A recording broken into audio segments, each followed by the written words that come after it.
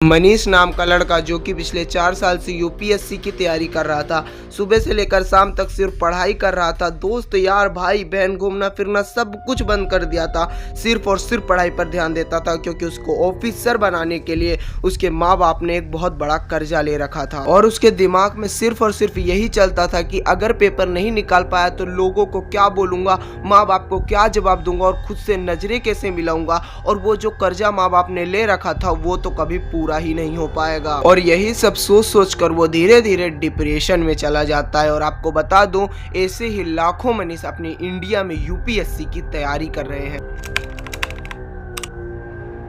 आजकल आपने अक्सर टीवी में देखा होगा कि मजदूर का लड़का यूपीएससी क्रैक कर रहा है, पर क्या आपको पता है कि हर साल 10 लाख से भी ज्यादा बच्चे यूपीएससी का एग्जाम देते हैं, जिसमें से मुश्किल से 1000 बच्चों को सीट मिल पाती है। मतलब सक्सेस रेट 0.01% का। और इसी क्रेज के कारण अब ये बिजनेस बन चुका है, क्योंकि अगर एक छोटे से छोटा यूपीएससी कोचिंग सेंटर की बात करें तो वो 10,000 से लेकर 1 लाख रुपए तक ले ही लेता है। और जहां तक कि अगर आपको ऑप्शनल सब्जेक्ट पढ़ने हैं तो आपको 60-70 हजार रुपए तो एक्स्ट्रा ले लिए जाते हैं। इसी वजह से इंडिया के कोचिंग क्लासेस की रेवेन्यू अब 58,000 करोड़ की हो चुकी है।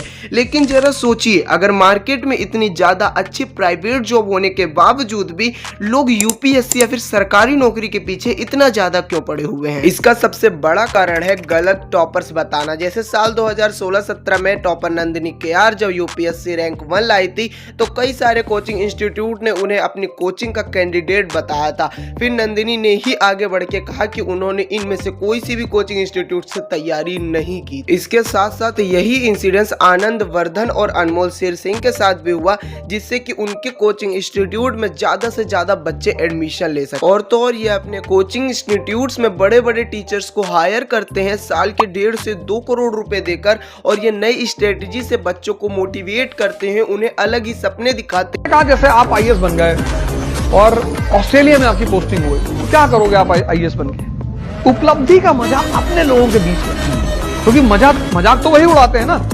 और इसी से मोटिवेट होकर बच्चे कर्जा लेकर तक इन कोचिंग क्लासेस को ज्वाइन करते हैं और उनको लगता है कि एक आईएएस ऑफिसर बनना बहुत ज्यादा आसान काम है। और तो और आप ही सोचिए कि आज यूपीएससी कर रहा 22 साल का बच्चा 6 से 7 साल तैयारी करता है, जहां वे अपने माता पिता भाई बहन दोस्त यार सबको छोड़कर सिर्फ और सिर्फ पढ़ाई पे ध्यान देता है, जिसके कारण उसने अपनी पूरी यंग लाइफ खो दी है। उसने पूरी यंग लाइफ सिर्फ और सिर्फ पढ़ाई की है, और उसके बाद जब उसको पता चलता है कि उसका सिलेक्शन नहीं होता है तो फिर उसकी पूरी जिंदगी सिर्फ और सिर्फ रिग्रेट में ही निकलती है। मैं आपको ये नहीं कह रहा कि आप यूपीएससी या फिर किसी भी सरकारी नौकरी की तैयारी ना करें, जरूर करें, लेकिन इंडिया के सभी स्टूडेंट क्या यूपीएससी की ही तैयारी करने में लग जाएंगे? उनको करना चाहिए जो अपने आप को उस काबिल समझते हैं, जो जानते हैं कि मैं इस एग्जाम को क्लियर करके एक आईएएस ऑफिसर बन सकता हूँ, वो इस एग्जाम को क्लियर करे और अपनी जिंदगी सेटल करे। क्योंकि बहुत अच्छी चीज है, यूपीएससी क्रैक करना इतनी आसान बात नहीं होती है। तो अगर आपको भी अपनी स्टोरी शेयर करना है तो आप कमेंट बॉक्स में शेयर कर सकते हो, और इस पूरे मामले में आपका क्या कहना है